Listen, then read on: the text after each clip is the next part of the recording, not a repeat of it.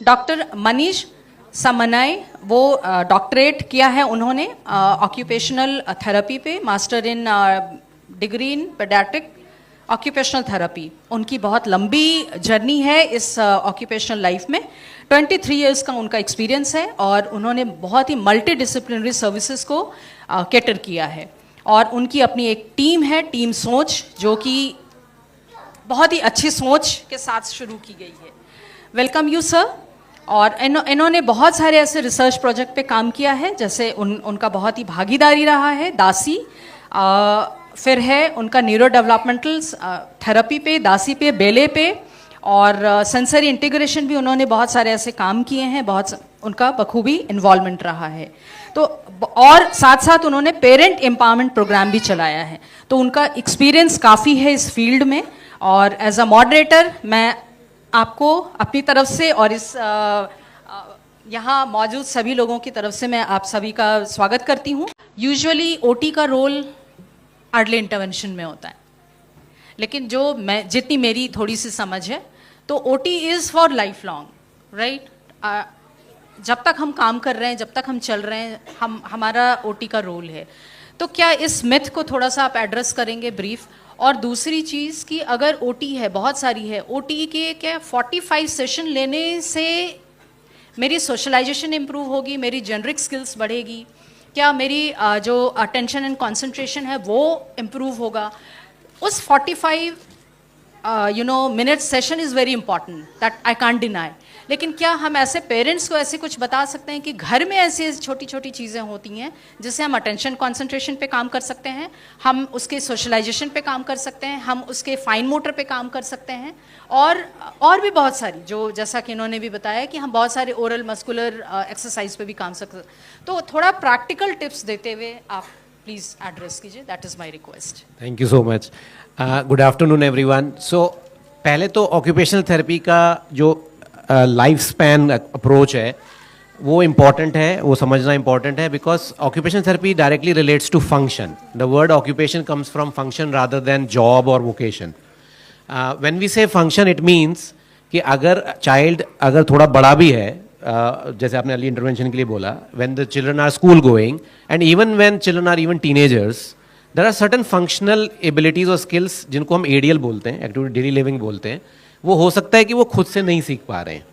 तो हमें occupational therapy में we make sure that there is a ADL plan, there is a ADL program for teaching them. I will give you an example. For example, a child is a teenager, but he doesn't know how to put his clothes on a hanger and put it in the cupboard, right? He has some difficulties, coordination बोल लीजिए, motor planning बोल लीजिए, उसको नहीं आ रहा है, या हमने ये सोचा ही नहीं है कि इसको ये आना चाहिए, हमने उसके प्रोग्राम में डाला नहीं है. The occupational therapist role is first to tell the parent, identify certain areas, इस एज में, इस स्टेज पे कौन सी एक्टिविटीज़, कौन से फंक्शंस इंपॉर्टेंट है, प्रायोरिटी क्या है. Even for a teenage girl, even makeup is important. The occupational therapist might take up doing makeup itself as a goal. So the occupational therapies are definitely not related to only early intervention. बहुत across the age span. I work with children जो adults हैं, children who had developmental difficulties, but अब वो adult हो गए हैं, but maybe उनको अभी भी अपना housekeeping, अपनी खुद की रूम की हाउसकीपिंग नहीं आती है, बिकॉज ऑफ कॉग्निटिव इशू, और मे बी जस्ट बिकॉज हमने उसको एक्सपोजर नहीं दिया है. हम उन्हें वहाँ पर क्लिनिक में ही सिमुलेटेड एनवायरनमेंट में अपनी बेडशीट आप कैसे लगाएंगे, आप उसको तह कैसे करेंगे, वो हम सिखाते हैं. So one is it can not be done by a very early age also, because उस एज में ये किसी के लिए भी पॉसिबल नहीं होता है.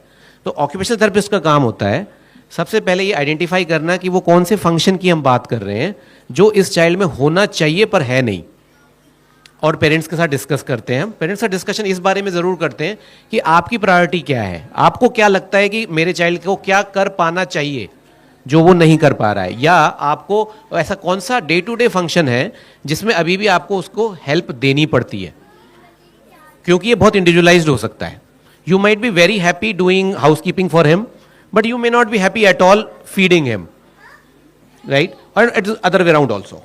It can be other way around कि ठीक है यार, फूड की तो कोई बात नहीं है, वो जैसे भी गिरा के कैसे भी खा लेता है, बट मैं चाहती हूँ एज ए पेरेंट कि ये अपना घर का जो हाउसकीपिंग वाला जॉब है इसके लिए इंपॉर्टेंट है, इसको करना चाहिए। हो सकता है आगे ये हाउसकीपिंग को ही वोकेशनल बना सके, right? So priority has to be come from parent. So it is a life span approach and we call it the ADL programme.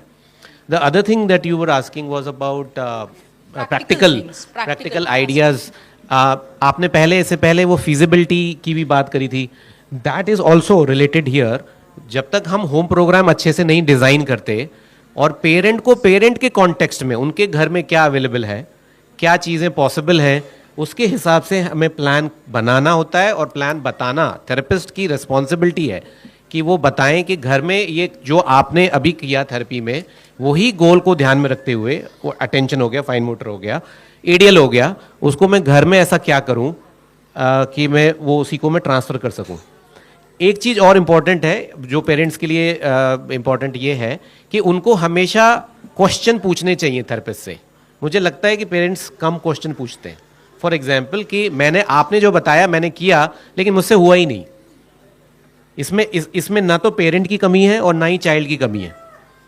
मैं उतना एनर्जी नहीं लगा पाया, मुझे नहीं पता चला कि आपने जैसे कराया वैसे मेरे से जब हुआ तो चाइल्ड ने बिहेवियर ही कुछ और दिखाया। Now this has to be conveyed back to the therapist कि आपने एक थियोरेटिकली बताया होम प्रोग्राम तो you can get on Google also, right? But the thing is the therapist और पेरेंट की इंटरेक्शन की ज़रूरत होती है सो दैट एक प्रॉब्लम सॉल्विंग अप्रोच डेवलप हो सके। हर पेरेंट एक जैसा नहीं हो सकता, हर फैमिली, हर चाइल्ड और पेरेंट का इंटरेक्शन एक जैसा नहीं होता। तो अगर हम एक होम प्रोग्राम भी देते हैं तो सबसे इंपॉर्टेंट ये होता है to get the feedback, to get a reflection of the home program. मैंने आपको एक एक्टिविटी दिया लेकिन चाइल्ड ने किया नहीं। I will interrupt you.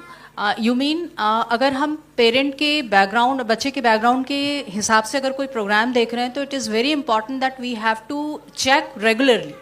Otherwise हमने एक थ्योरेटिकल दे दिया और बच्चे को क्या प्रॉब्लम आई अगर वो हमें नहीं पता है, एज अ थेरेपिस्ट भी हमें नहीं पता है, तो हम उसके जो अचीव करने के लिए हमने माइलस्टोन्स बनाए हैं, जो हमने गोल रखा है, शॉर्ट टर्म गोल और लॉन्ग टर्म गोल, वो हम अचीव नहीं कर पाएंगे। तो सर ऐसी कुछ ट्रेनिंग है या कुछ ऐसा हमारे इंडियन सिस्टम में ऐसा अवेलेबल है कि पेरेंट केयर ग्रुप में कुछ हम एक दूसरे के पेरेंट्स को समझा के बता सकें, या कुछ जैसे ऑक्यूपेशनल, अगर बच्चे बड़े हो गए, एडोलेसेंट एज में है या एडल्टहुड एज में है, जब ऑक्यूपेशन की बात आती है तो क्या ऐसी गाइडलाइन आई है ऑक्यूपेशनल एसोसिएशन की तरफ से या कुछ ऐसी जिससे हम पेरेंट्स को एम्पावर कर सकें? Because ultimately parent and siblings and जो बिल्कुल करीब है बच्चे के, वो जितना मेहनत कर रहे हैं बाकी और चीज़ें सेकेंडरी हो जाती हैं। तो क्या ऐसा कोई गाइडलाइन है या ऐसा कुछ पाथ है जिससे हम इन चीज़ों को डेवलप कर पाएँ? राइट, आई थिंक सबसे पहले तो जो हम एक बात हमने पहले हुई है ट्रांसपेरेंसी को लेके, वहाँ से आई थिंक पेरेंट की ट्रेनिंग शुरू होती है। अगर पेरेंट थेरेपिस्ट का और थेरेपी सेशन का हिस्सा है, एक्टिवली एक हिस्सा बना है, और उसमें थेरेपिस्ट का काम यह है कि they should welcome parent. At my center, all parents are allowed in the session, in all sessions. They sit with me. In fact, हम प्रेफर करते हैं कि वो साथ में बैठें। अदरवाइज मेरे लिए उनको क्लास के बाद समझाना कि मैंने क्या किया मेरे लिए बहुत मुश्किल है। साथ में समझाना और साथ में बताना और ये पूछना कि क्या घर में भी ऐसा होता है। मतलब you mean that you are giving the practical session, demonstration kind of Within the session. है ना? Yes. लेकिन कई बार ये देखा जाता है पेरेंट्स की ये अपनी ओर से लिमिटेशंस होती है कि सेशंस अंदर चल रहे हैं, उनको अलाउ नहीं करते। तो ये कहीं ना कहीं एक लिमिटेशन है किसी भी थेरेपी की।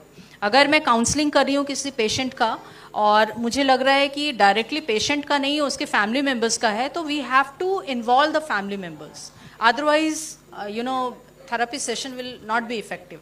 आई थिंक हमें एक राइट्स अप्रोच यूज करना चाहिए यहाँ पे, जो चीज़ आपने बोला। So even और I will parents add should be that aware. many times